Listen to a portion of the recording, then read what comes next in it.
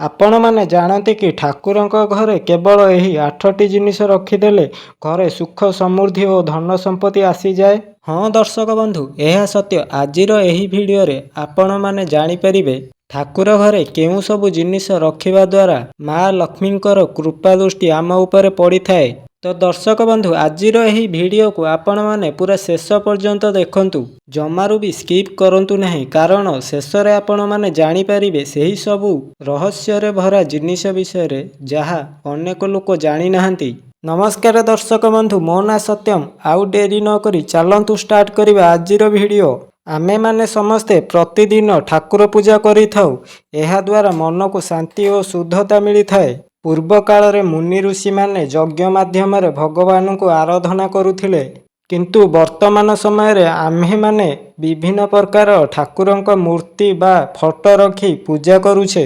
ବାସ୍ତୁଶାସ୍ତ୍ର ଅନୁଯାୟୀ ଘରର ଈଶାନ୍ୟ କୋଣରେ ଠାକୁରଙ୍କ ଘର ରହିବା ଉଚିତ। ଏହାଦ୍ୱାରା ଆମ ଘରକୁ ସୁଖ ସମୃଦ୍ଧି ଓ ଧନ ସମ୍ପତ୍ତି ଆସିଥାଏ। କାରଣ ଏହା ହେଉଛି ଠାକୁରଙ୍କ ସ୍ଥାନ। ତ ବନ୍ଧୁମାନେ, ଆଜି ଆମେ ଜାଣିବା କେଉଁ କେଉଁ 8ଟି ଜିନିଷ ଠାକୁରଙ୍କ ଘରେ ରଖିଲେ ଧନ ସମ୍ପତ୍ତି ବଢ଼ିଥାଏ। ପ୍ରଥମଟି ହେଉଛି ପଞ୍ଚାମୃତ। ଠାକୁରଙ୍କ ଘରେ ନିହାତି ପଞ୍ଚାମୃତ ରଖିବା ଉଚିତ। ଏହା କ୍ଷୀର, ଦହି, ମହୁ, ମିଶ୍ରି, ଘିଅର ମିଶ୍ରଣରେ ପ୍ରସ୍ତୁତ ହୋଇଥାଏ, ଯାହାକୁ ପଞ୍ଚାମୃତ କୁହାଯାଇଥାଏ। ଏହି ପଞ୍ଚାମୃତରେ ରୋଗ ନିବାରଣ ଶକ୍ତି ରହିଥାଏ।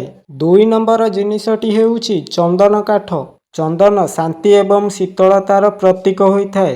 ଠାକୁରଙ୍କ ଘରେ ଏହାକୁ ରଖିବା ଦ୍ୱାରା ଏହାର ବାସ୍ନାରେ ନେଗେଟିଭ ଉର୍ଜାର ବିନାଶ ହୋଇ ପଜିଟିଭ ଉର୍ଜାର ସଞ୍ଚାର ହୋଇଥାଏ। ଏହା ସହ ଚନ୍ଦନ ଟିକା ମଥାରେ ଲଗାଇବା ଦ୍ୱାରା ଆମକୁ ଶାନ୍ତି ମିଳିଥାଏ। ତୃତୀୟ ଜିନିଷଟି ହେଉଛି ଅରୁଆ ଚାଉଳ।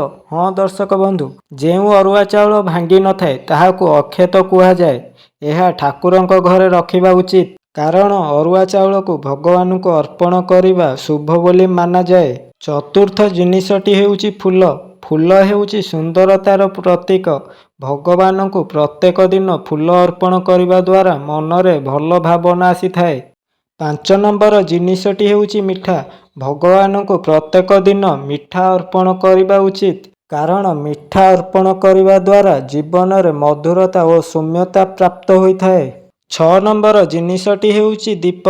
ଠାକୁରଙ୍କ ପାଖେ ଦୀପ ଜାଳିବା ଅର୍ଥ ଅନ୍ଧକାରକୁ ଦୂର କରି ଆଲୋକିତ ପ୍ରକାଶ କରିବାକୁ ଭଗବାନଙ୍କ ଠାରେ ପ୍ରାର୍ଥନା କରିବା। ତେଣୁ ଠାକୁରଙ୍କ ଘରେ ନିହାତି ଦୀପ ରଖି ପ୍ରତ୍ୟେକ ଦିନ ଜାଳିବା ଉଚିତ। 7 ନମ୍ବର ଜିନିଷଟି ହେଉଛି ସିନ୍ଦୁର। ସିନ୍ଦୁର ରଙ୍ଗର ପ୍ରତୀକ ଅଟେ। ଏହା ଆମ ବେରଙ୍ଗ ଜୀବନରେ ରଙ୍ଗ ଭରିବାର କାମ କରିଥାଏ। ଏହା ସହ ପ୍ରତ୍ୟେକ ଦିନ ଠାକୁରଙ୍କ ଫଟୋରେ ବା ମୂର୍ତ୍ତିରେ ସିନ୍ଦୁର ଲାଗି କରିବା ବା ଲଗାଇବା ଉଚିତ। 8 ନମ୍ବର ବା ଅନ୍ତିମ ଜିନିଷଟି ହେଉଛି ଘଣ୍ଟି। ହିନ୍ଦୁ ଧର୍ମ ଅନୁସାରେ ଘଣ୍ଟି ବିଶେଷ ଶୁଭ ହୋଇଥାଏ। ଏଣୁ ଠାକୁରଙ୍କ ଘରେ ଘଣ୍ଟି ବଜାଇବା ଦ୍ୱାରା ବାତାବରଣ ପବିତ୍ର ଓ ଶୁଦ୍ଧ ହୋଇଯାଏ ଏବଂ ସକାରାତ୍ମକ ଉର୍ଜାର ସଞ୍ଚାର ହୋଇଥାଏ। ତ ଦର୍ଶକ ବନ୍ଧୁ, ଇଏ ଥିଲା ସେହି 8ଟି ଜିନିଷ ଯାହାକୁ ଠାକୁରଙ୍କ ଘରେ ରଖିବା ଦ୍ୱାରା ଘରେ ସୁଖ ସମୃଦ୍ଧି ଓ ଧନ ସମ୍ପତ୍ତିର ବୃଦ୍ଧି ହୋଇଥାଏ। ଯଦି ଆପଣ ମଧ୍ୟ ଆପଣଙ୍କ ଘରେ ଏହା କରନ୍ତି, ତେବେ ଆପଣଙ୍କ ଜୀବନରେ ମଧ୍ୟ ସକାରାତ୍ମକ ପରିବର୍ତ୍ତନ ଆସିପାରେ। ତ ବନ୍ଧୁମାନେ, ଭିଡ଼ିଓଟି ଭଲ ଲାଗିଥିଲେ ଲାଇକ୍ କରନ୍ତୁ, ସେୟାର କରନ୍ତୁ ଓ ଏହିପରି ଅଧିକ ଭିଡ଼ିଓ ପାଇବା ପାଇଁ ଚ୍ୟାନେଲକୁ ସବସ୍କ୍ରାଇବ୍ କରି ବେଲ୍ ଆଇକନକୁ ପ୍ରେସ୍ କରିଦିଅନ୍ତୁ। ମୁଁ ସତ୍ୟମ ଆପଣଙ୍କ ସହିତ ପୁଣି ଦେଖାହେବ ଆଉ ଏକ ନୂଆ ଭିଡ଼ିଓ ଓ ଶୁଭ ବିଷୟ ସହିତ। ରହୁଛି ନମସ୍କାର, ଜୟ ଜଗନ୍ନାଥ।